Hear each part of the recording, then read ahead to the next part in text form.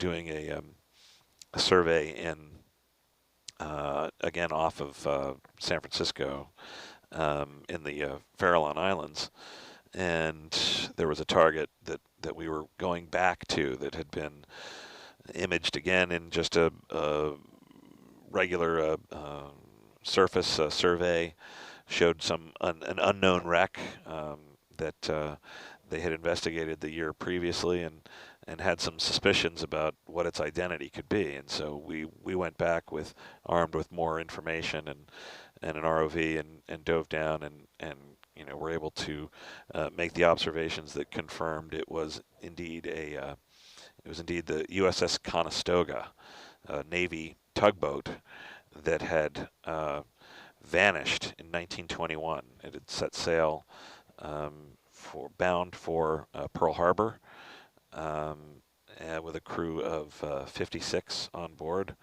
and never arrived.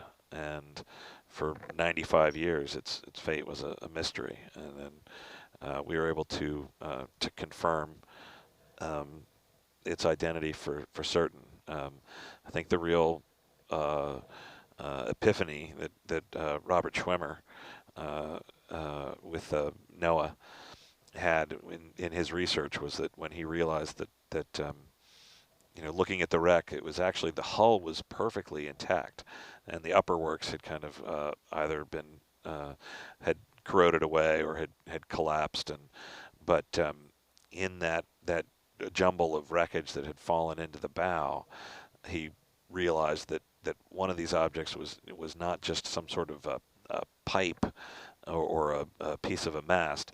It was in fact a gun, a naval 3-inch naval gun, and so it was almost the smoking gun that revealed the identity.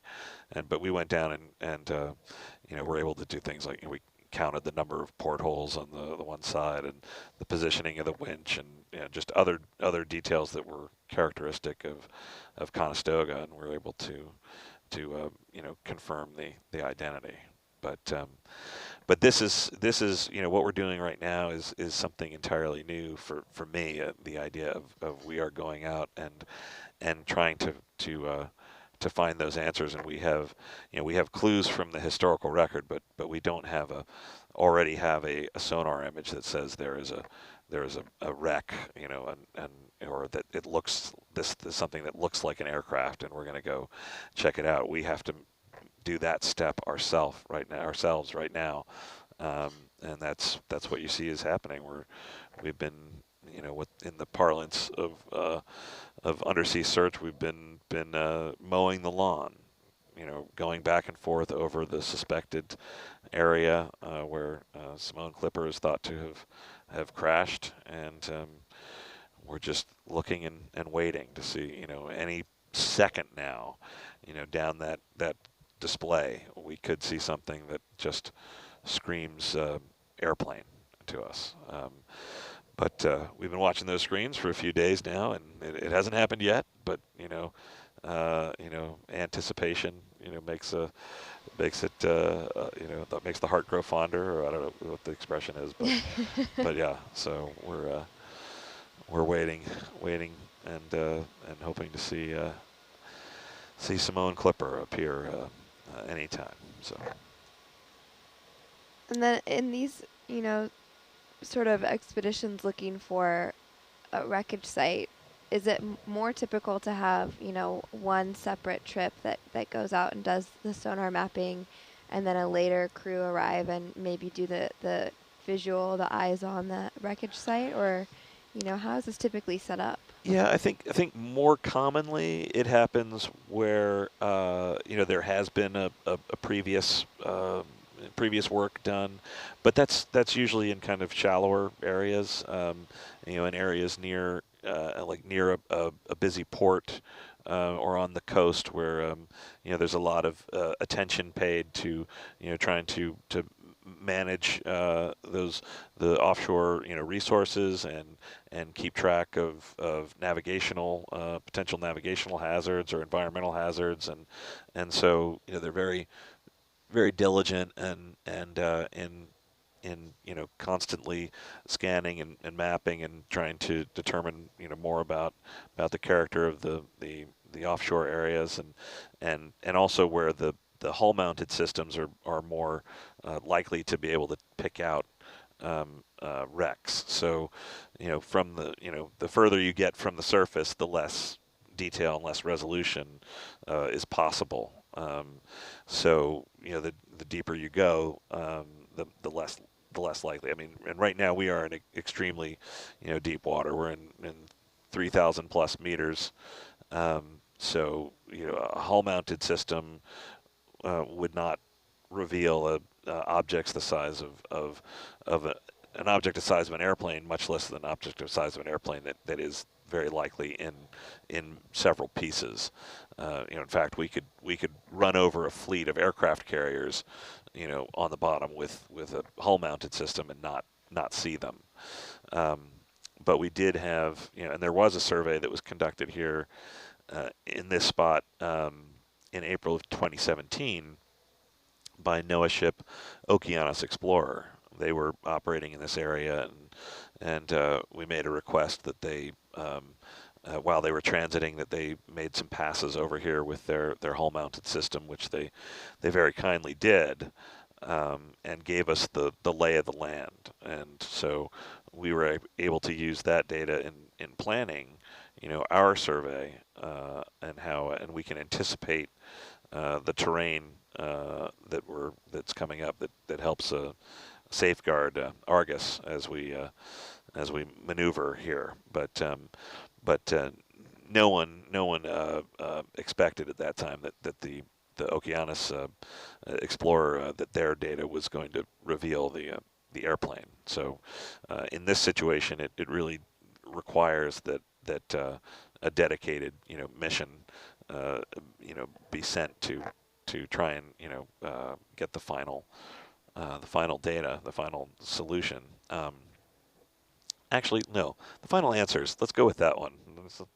So so yeah, but yeah, so and this it's unfortunately it's rare that you have a vessel with this capability that's going to be in this part of the world.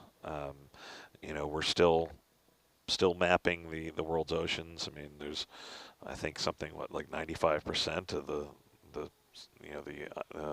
the oceans that need to be explored. That and I think it was somebody was saying, it might have even been you, Madison, that was saying earlier that we know more about the surface of Mars than we know about the bottom of our own oceans. Yeah, and I think that percentage goes up closer to, like a 99.9% when we're talking about the depth that we're working at right now. Right. So Right. yeah, it's pretty wild. So yeah, so we have to take advantage of having this asset here in this place. So it's somewhat more unusual to be trying to do both things at once, to do the survey and then follow on with the investigation. But make hay while the sun shines. While we have this extraordinary asset and extraordinary capability that's here in this part of the world, and it has never been here before. This is the furthest south and west that Nautilus has ever traveled, and so we're extraordinarily fortunate that it is here now, and that we have the opportunity to use it in this way. So we are going to absolutely make the most of it while we can. Russ, I was telling somebody earlier that you're one of the easiest interviews I've ever done because you're just this wealth of knowledge. Right. Well, I think it helps that spent 5 years researching it. So I would hope I better know something about it by now. Otherwise, I've just I've flunked my own class. So yeah, I mean, not I don't think every subject I could hold forth quite so easily. Yeah. So. And as your background, I mean, have you always sort of held this interest in aviation and Yeah, pretty much. Well, certainly in history, Uh-huh. and I was a history major in at school, but I always loved old things, growing up, and felt like a draw and a kinship to the past, and a fascination with learning about it, and that evolved over time. That it centered on stories of the sea, and then I think it branched out from there into naval aviation, and then that becomes the sea plus airplanes, and then airplanes got folded into that as well, and just kind of the the history and the heritage of the aviation and maritime world, and then kind of layered on top of that is the exploration piece, the chance to connect the past with the present, that the study of history can be active.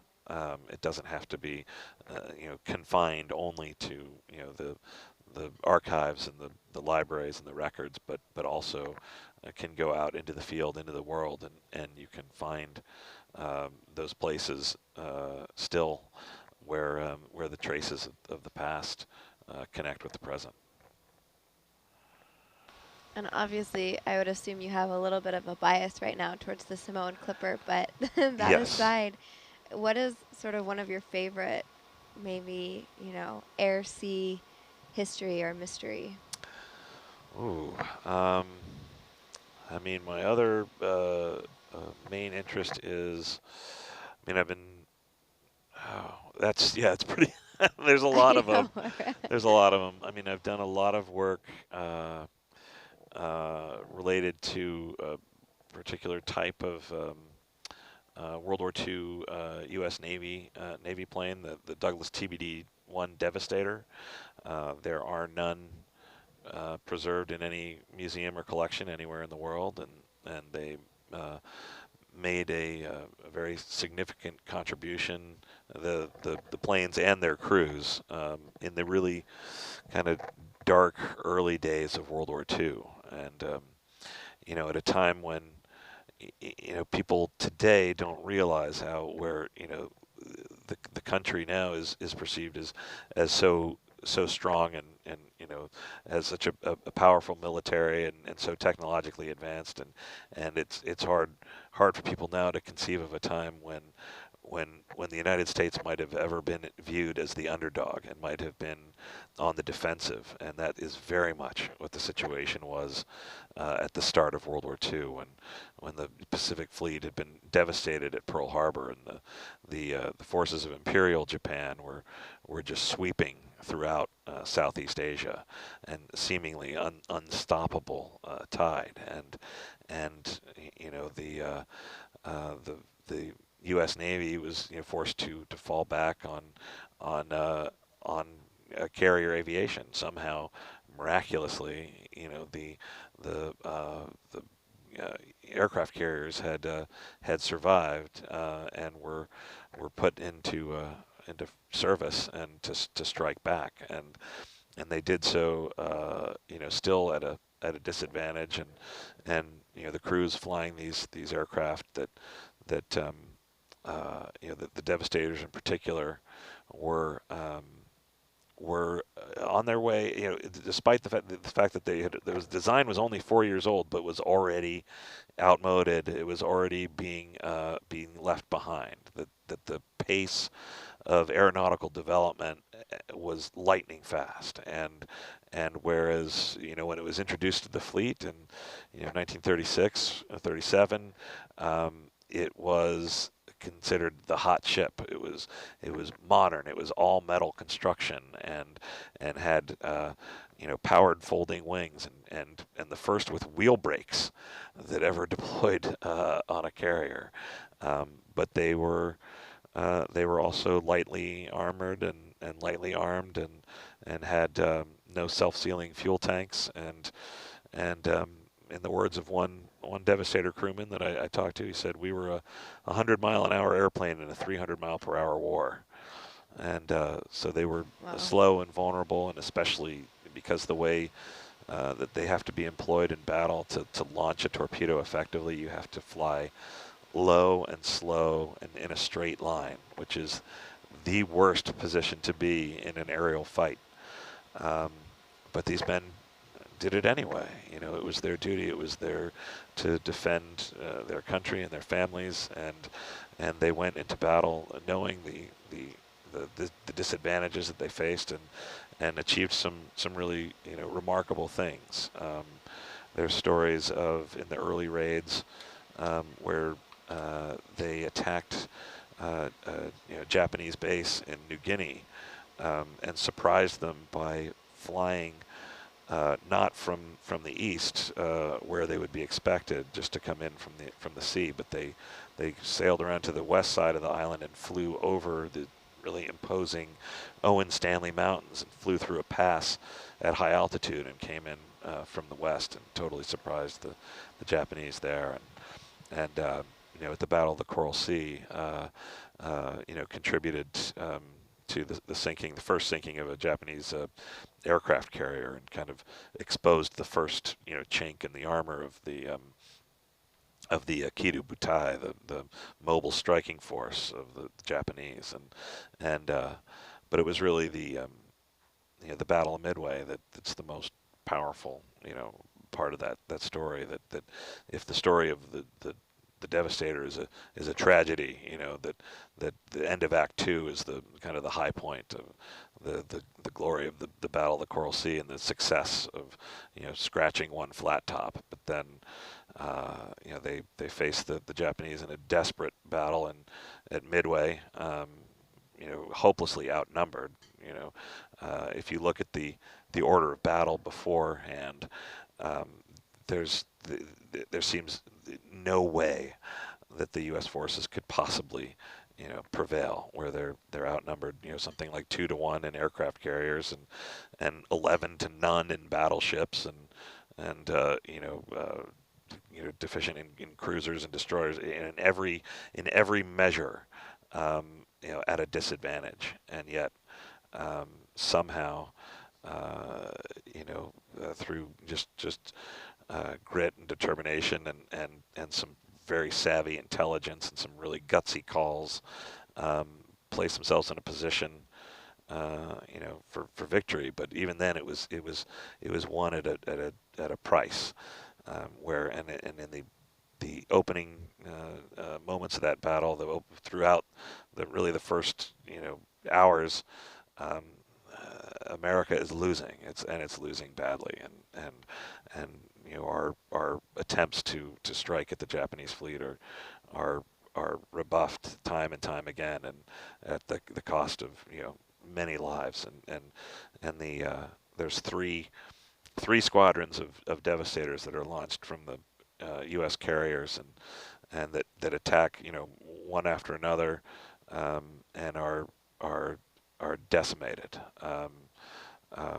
Just one after another, planes brought down, and so that of 41 Devastators launched against the Japanese fleet that day, 37 don't return, and all but a few of the crew on board are lost. So you know, including I think the Enterprise, you know, from their squadron, 4 planes returned. Yorktown, 2 planes that had to ditch because the ship had been attacked in the meantime. It was too badly damaged for them to land, and so they ditched with you know, only 3 of the 4 crewmen on board still alive, and one of them only barely so. And I had the privilege of speaking with him. That was Lloyd Childers. And then the USS Hornet, Torpedo Squadron 8, 15 aircraft, and every single one of them shot down. And only 1 man from the squadron that flew off the ship was pulled from the water alive after the battle. But their determination, their sacrifice, their repeated attack on the Japanese fleet kept them maneuvering, kept them off balance. They could not launch their next strike against the U.S. fleet while they were taking evasive action against this you know, relentless attack, and it pulled all the fighter cover down, from high altitude to attack the low-flying um, torpedo planes, um, where they were, again, just overwhelmed, by the Japanese defenders. But by, be it luck or fate or providence or whatever you want to call it, while that was happening, the dive bombing squadrons from Yorktown and Enterprise arrived on the scene at high altitude and unopposed, and swept in, and in the course of just a few minutes turned the entire tide of the battle and of the war in the Pacific, and left the scene with 3 out of the 4 Japanese carriers on fire and sinking.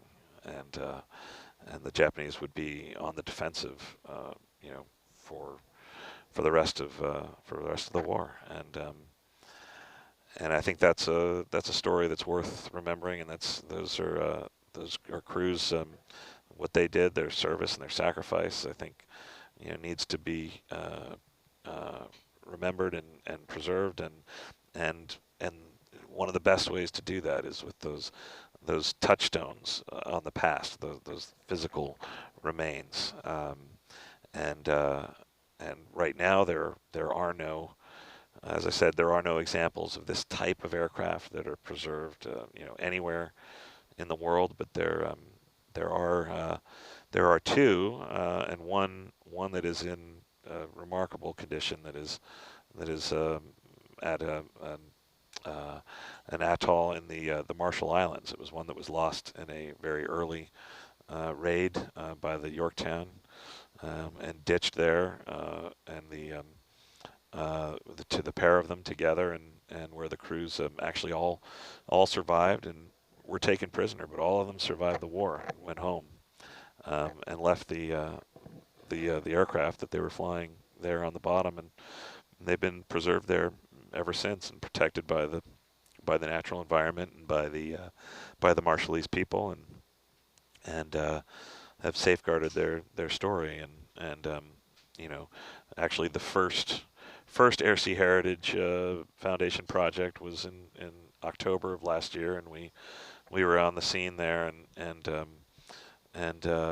did a complete survey of both of the Devastator wrecks there, including a very exhaustive one of the deeper of the 2 and the most intact, where we did still photography, 4K video, 3D photogrammetry, virtual reality, and subsea LiDAR, and scanned the first time, I think, that a complete aviation archaeological site had been scanned using a subsea LiDAR, and with a really generous contribution from a company called 3D at Depth that donated the use of their most advanced, newest SL3 system, and the expertise of Matt Christie to operate it, and we scanned the entirety of it to sub-millimeter accuracy with a point cloud of 92 million distinct points. So we have a perfect virtual record of the state of that site now, and that could potentially serve as the pre-disturbance survey if all the stakeholders involved agree on a plan that of preserving that at least one example for future generations, that if the agree that the best course and the best outcome for at least one of these artifacts would be for it to be preserved and relocated to a suitable museum. And if I had my way, the National Museum of the U.S. Navy in Washington, D.C., and after being properly archaeologically recovered and conserved, and then stabilized and placed on public exhibition where future generations could see it and and learn that story and touch that part of history. So yeah, that's the well, that's the long answer of the things that I'm interested in. But Samoan Clipper, again, is one of those great stories and a great unknown story of pioneers who blazed a new trail and gave their lives doing what they believed in and I want to see that story preserved. I mean, of course, in this instance, what we're really after is to locate, identify, and document the site. Certainly would not contemplate a full recovery at this the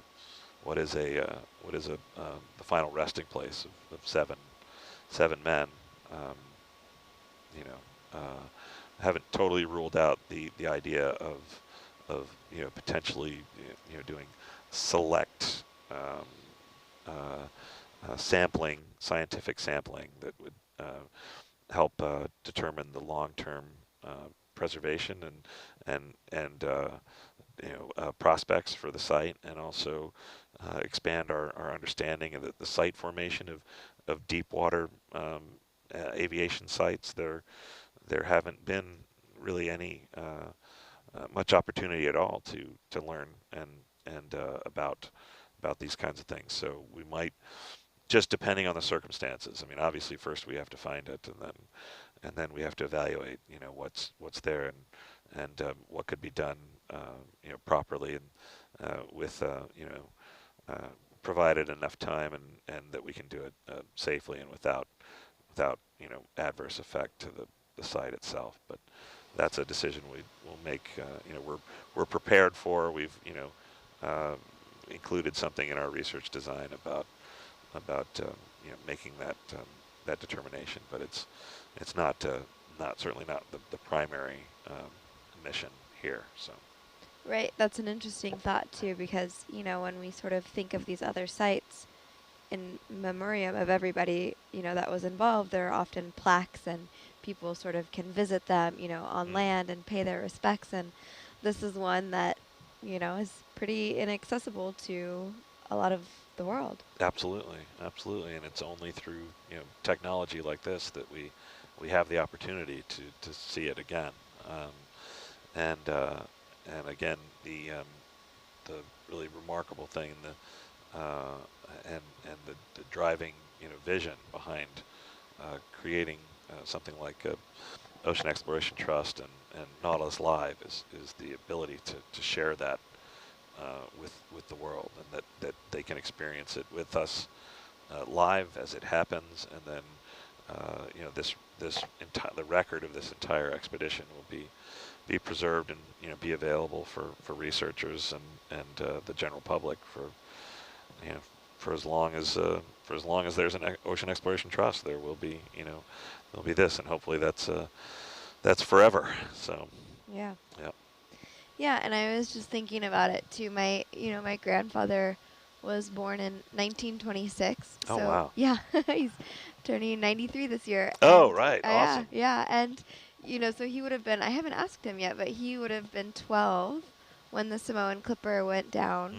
And so when we're looking at a lot of this modern history and aviation and naval wrecks, we're looking at events that people may very well still remember as impacting their lives, and that they saw those headlines and they heard those stories. Yeah, absolutely, and we can never forget that. And unfortunately, we're at the point now where we're losing more and more of those people where those events live in their memory, and it's important to preserve those stories and also hopefully as well record the traces of them and preserve those touchstones to the past that transport us back into those stories and stimulate that opportunity for education and for learning more about those examples and taking inspiration, from what came before, and learning from some, very hard-earned lessons as well.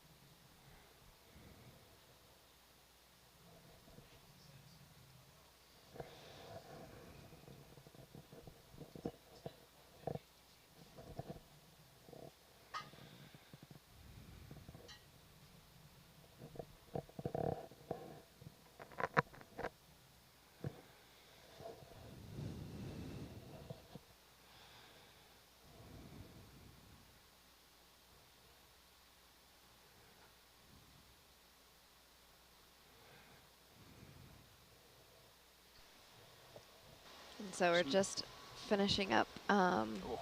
the last line of the southern survey area. Is that correct?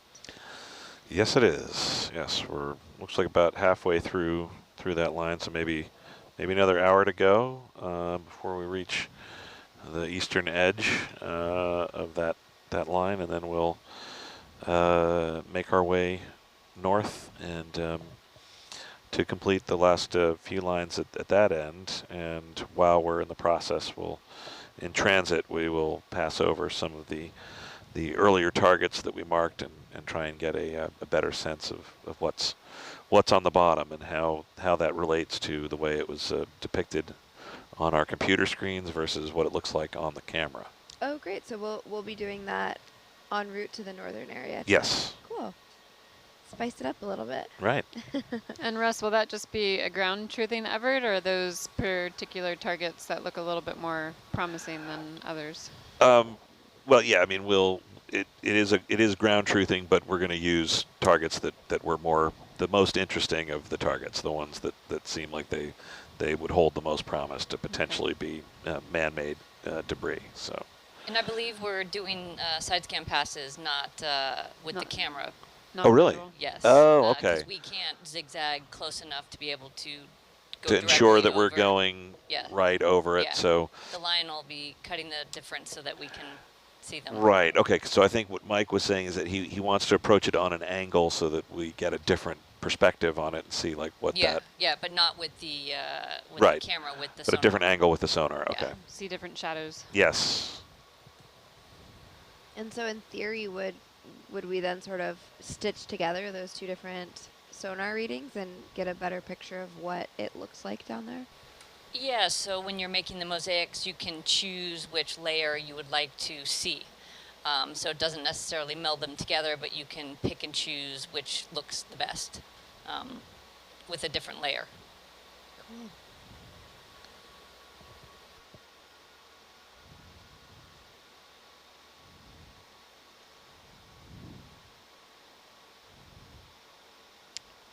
Is one of those targets the one that we're calling the kayak target? Ooh, I don't know if I saw that one. No, I don't believe so. After we Okay. looked at that again and did some processing, it was not as fancy as we had originally thought. I know. It lost some of its kayakness. Gotcha. I think I'm favorable to the one that we saw at towards the end of our last watch, the multiple circular objects that were kind of, located near each other with a parallel line running between them. Yeah, I don't think Mike's downloaded the files yet to clean that one up yet. I have a feeling. Ah, that's good. A feeling is good. A very unofficial feeling.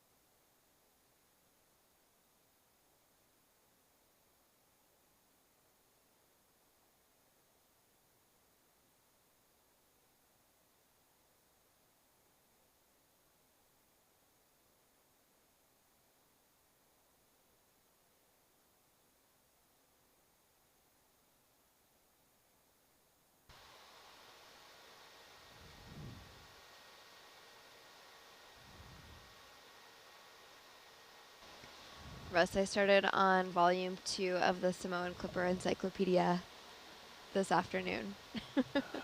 Good to hear. Yeah. Yeah. I think that one is devoted mostly to photographs. Yeah. And so I didn't get a chance to really label everything, all the different sections, but they are actually organized, by, I think the early going there are photographs that are of specifically of Samoan Clipper. I mean, there's pictures of just S-42 types under construction at the Sikorsky plant, because that's kind of the beginning. And also, I felt like those photographs would be very useful to our team if we're to come across the aircraft and it is it is in pieces.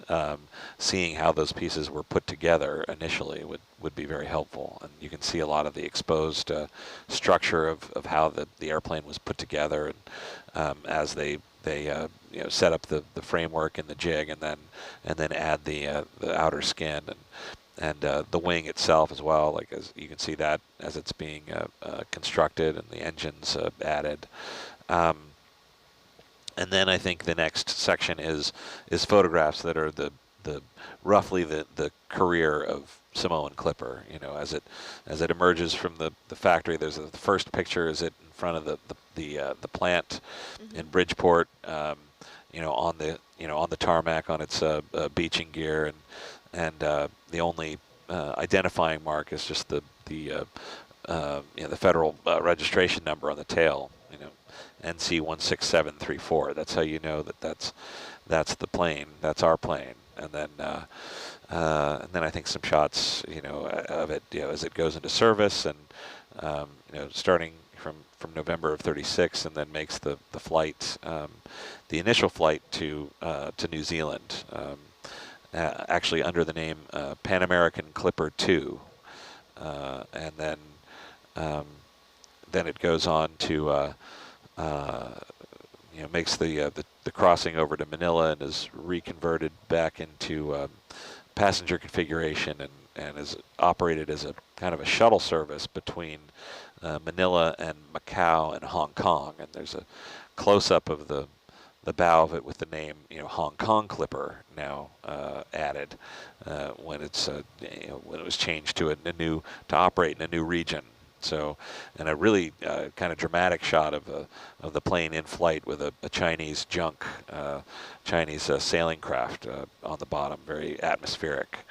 And then finally, some shots of it, when it's brought back and put into service for the mail run to New Zealand, and you see them, there's shots of them, loading mail into the plane, and of it in the harbor in Auckland at Mechanics Bay, and with the Centaurus, the British Airways, Imperial Airways flying boat there as well, and then finally, and also, as many shots, surprising number of shots actually of the plane in Pongo Pongo, including the very dramatic image of it, diving down, passing the ridge to the north, and then kind of skimming across the water, about to set down, and taxiing back to the dock in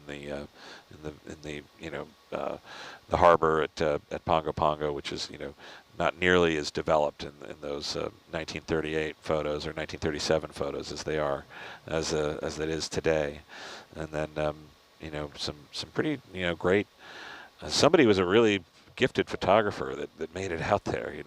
There's a shot of the plane at its mooring that's really beautiful, and a beautifully composed and shot of the Pan Am base there, and the crew refueling the airplane, and then just one kind of a couple final images of it at the dock and being ready to leave, on its final flight, and then just a host of other photos of other S-42s in service, and things from the interior, what that looked like, and some photos from the exhibits at the SFO Museum of the kinds of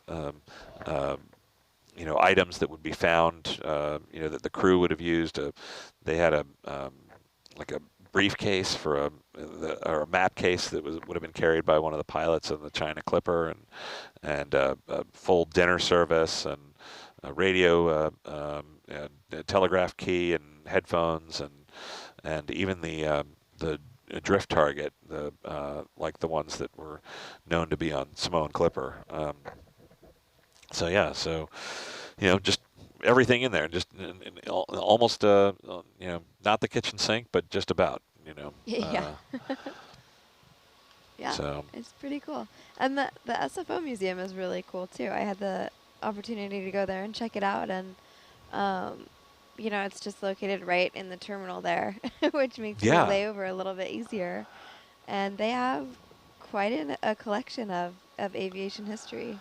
Yeah, it's amazing to find this like top flight cultural institution at a major airport. Yeah. And it's in the international terminal on the pre-security. So if people are there, and you don't have to buy a ticket on an airplane to visit the museum. You can go there anytime, and they have an amazing collection of documents and photographs and artifacts, and all presented and preserved beautifully. And they have lots of changing exhibits, and I think they had just concluded one on like aviation couture, and how a lot of these famous design houses in Paris and Rome and wherever that had designed over the course of several decades, had designed the uniforms for flight attendants on the various airlines, including Pan Am, which was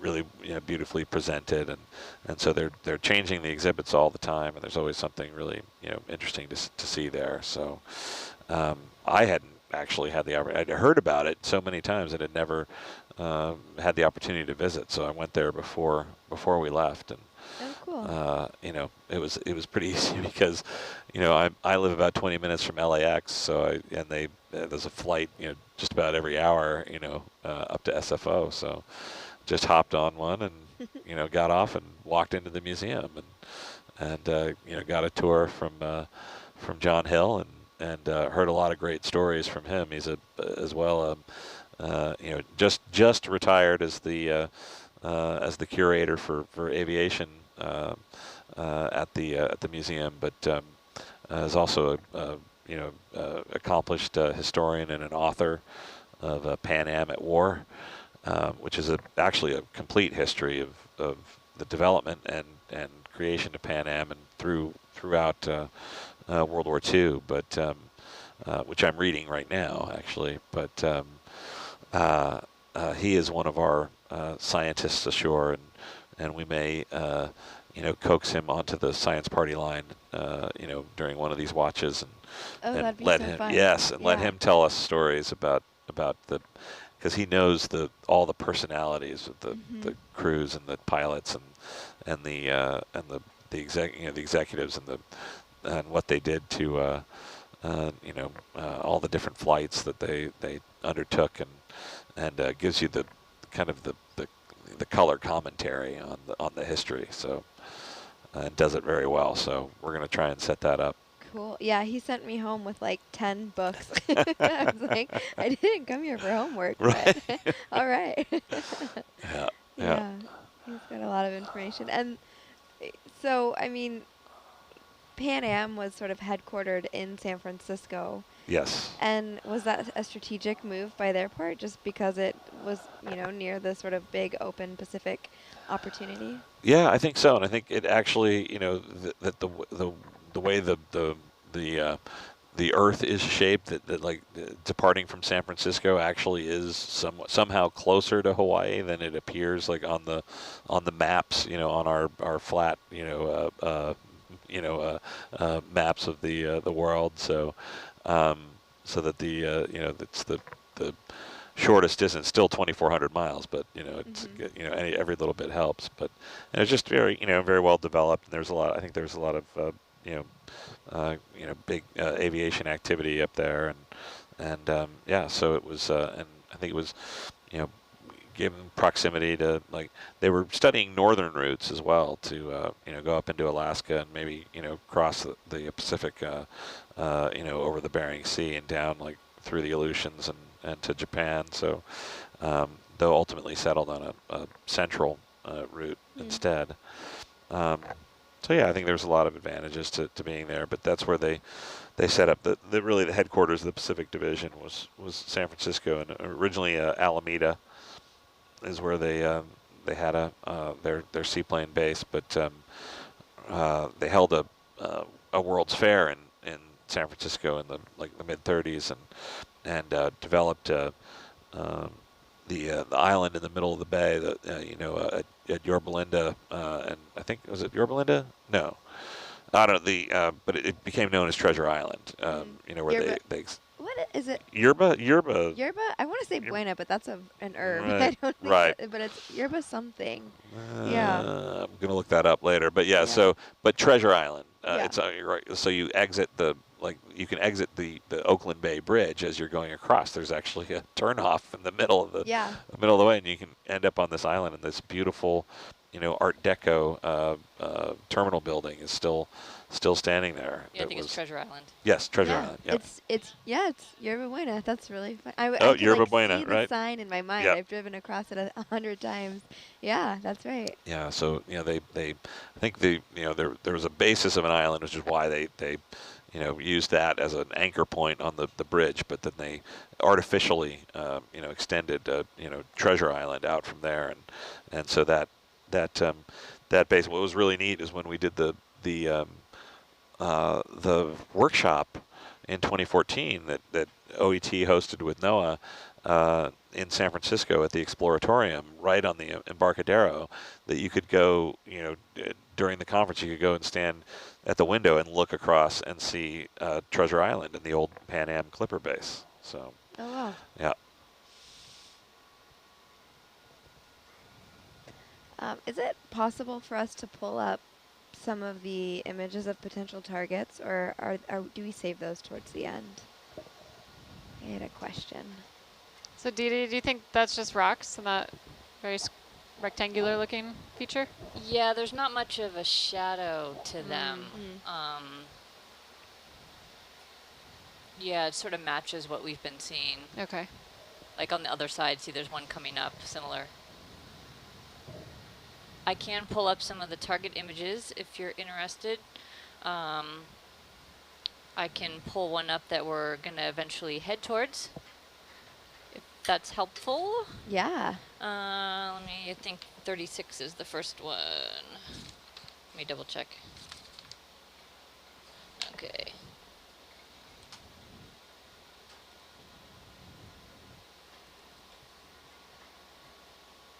So that's number 36. That's going to be the first one that we're going to pass by as we head up north. Cool. So what about that is more interesting than other ones that we've seen? I think based upon, I don't think we picked this one, so I'll have to interpret someone else's interpretation, right? And when Mike processed some of this, it looks a little better. I think you can see my mouse, Yep. Can't you? Yeah. I think he's thinking this is straight right here. That looks a little squarish, and then the shadow shows sort of points coming off of it versus rounded. Again, roundedness, the technical term. So the shadow looks a little more pointy. And I'm basing this on someone else picking this per se. Sure. Let me look at the other ones, and we can always go back to that one. Then 30 and 31. Let me just double check. 30 and 31. Yeah. Okay, so we'll do 31.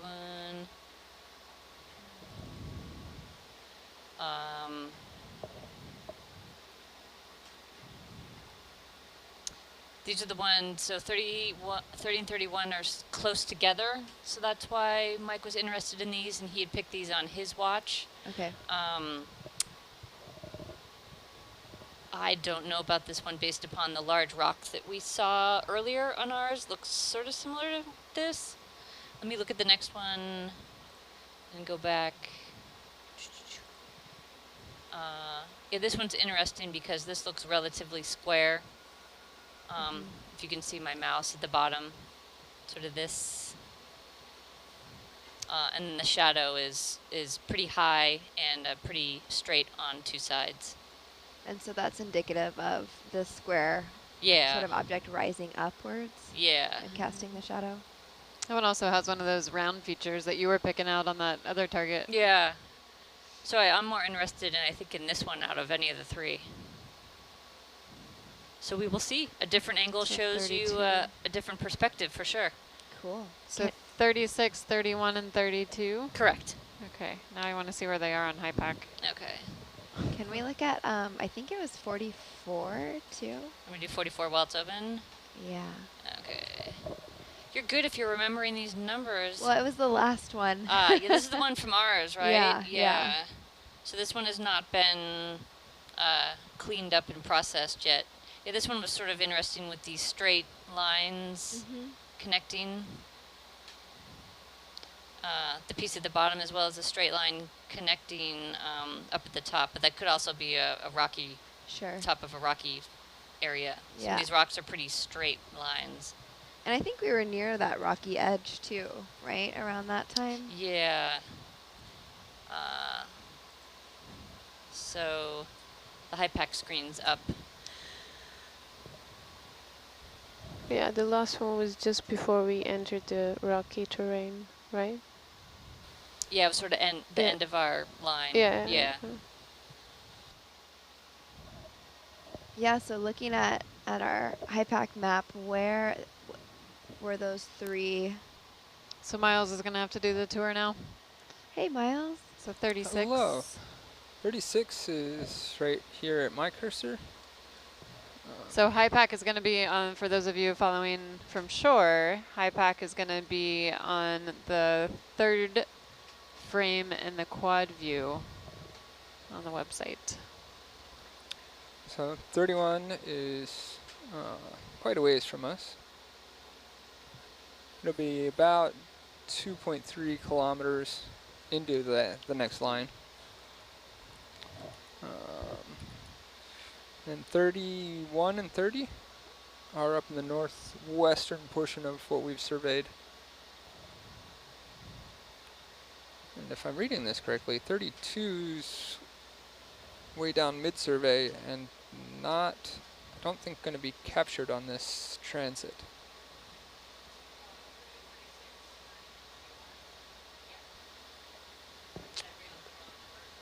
So You're muted.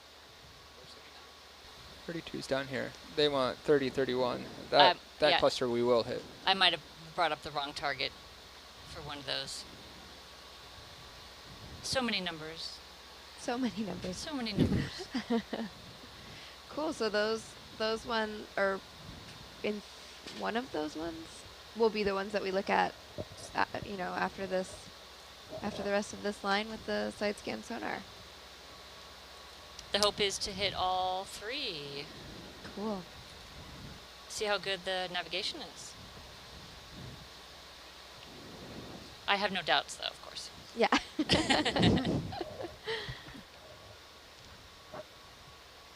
Yeah, we're going to track to this midpoint that Chris placed in here, and then we'll make a slight turn and head towards, so that we capture 30, 31. On our way to line 16.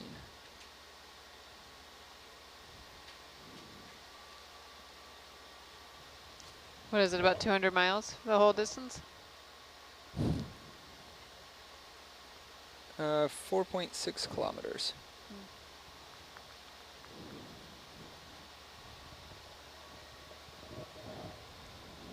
Or do you mean all the lines put together?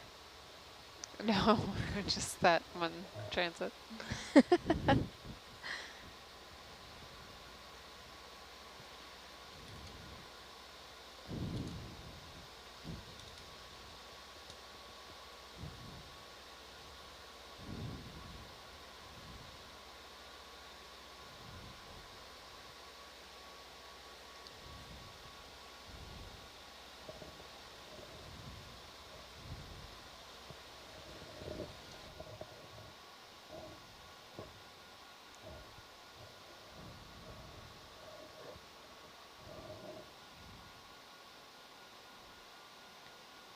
So the kayak point that you guys were talking about, that is a good example of something that maybe looked more interesting on the screen than afterwards, when you were able to sort of pull the data and get a closer look at it and realize that it wasn't all that promising. Yeah, it sort of reduced a lot of the longitudinal or pointy shape on either end.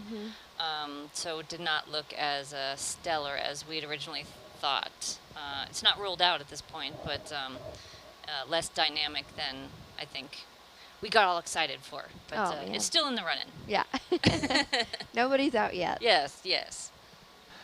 Yeah, one of the interesting things I remember about that piece as well was the kind of squared off, black, like void space. Did that not retain its like kind of regular shape?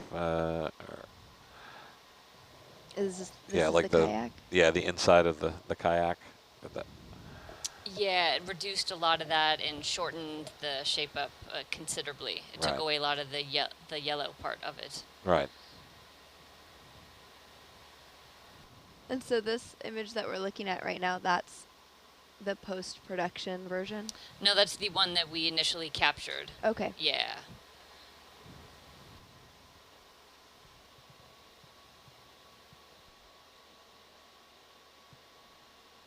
And we have 48 altogether? That's right. Cool.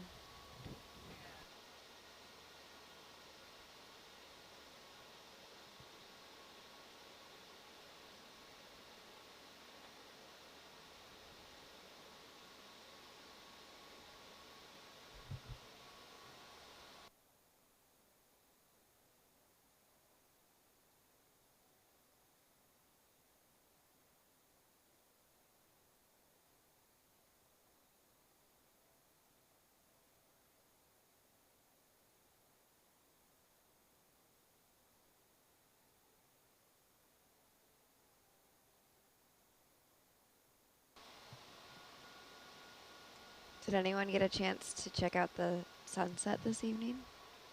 No? All right, I won't tell you how pretty it is, or it was. Justin swore he saw a green tint. Not a full flash, but like a tint. Yeah, it turned green very